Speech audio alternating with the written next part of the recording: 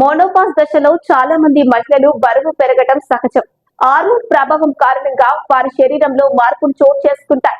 పొట్ట పెరగడం, నడుం చుట్టూ కొవ్వు పేరుకుపోవటానికి కారణమవుతాయని నిపుణులు అంటున్నారు. ఇలా పెరిగే పొట్ట ఇతర అనారోగ్యాలకు దారి తీస్తుందని చెబుతున్నారు. 40 దాటాక మోనోపాస్ దశలో వచ్చే పొట్ట చుట్టూ కొవ్వు కరిగి స్లిమ్గా కనిపించాలంటే డైలీ డైట్ లో కొన్ని పదార్థాలను చేర్చుకుంటే సరిపోతుందంటున్నారు. మరి ఆ ఫుడ్ ఏంటో ఇప్పుడు తెలుసుకుందాం.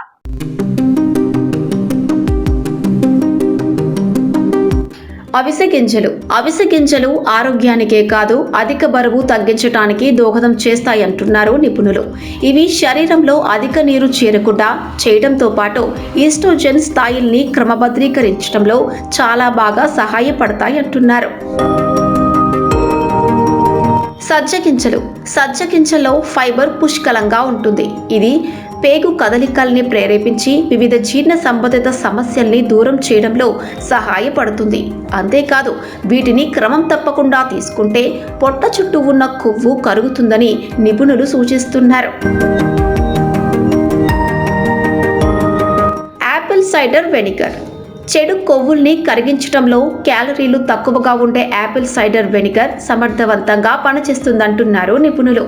రోజు పరగడుపున ఒక గ్లాస్ వాటర్లో table spoon Apple cider vinegar వేసుకుని తాగితే మంచి ఫలితం ఉంటుందంటున్నారు. 2006లో జర్నల్ ఆఫ్ ఫంక్షనల్ ఫుడ్లో ప్రచురితమైన ఒక అధ్యయనం ప్రకారం 6 వారాల పాటు రోజుకు గ్లాస్ వాటర్లో 1 table spoon Apple cider vinegar వేసుకొని తాగిన వ్యక్తులలో బరువు, కొలెస్ట్రాల్ స్థాయిలు తగ్గినట్లు కనుగొన్నారు.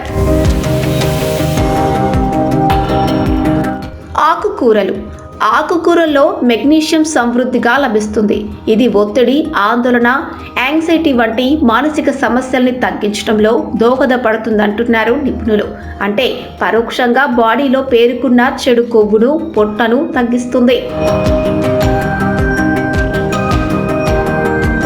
అలాగే పప్పులు, కాయధాన్యాలు ఫోలిక్ ఆమ్లం, magnesium, potassium, vitamin B, fiber, protein వంటి పోషకాలు ఎక్కువగా ఉంటాయి.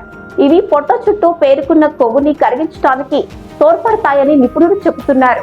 మహిళల్లో వచ్చే మానసిక సమస్యలను దూరం చేసుకోవాలంటే ఒమేగా 3 ఫ్యాటీ ఆమ్లాలు ఉండే చేపలు, సీఫుడ్, వాల్నట్స్ ని డైట్లో చేర్చుకోవాలని నిపుణులు సూచిస్తున్నారు.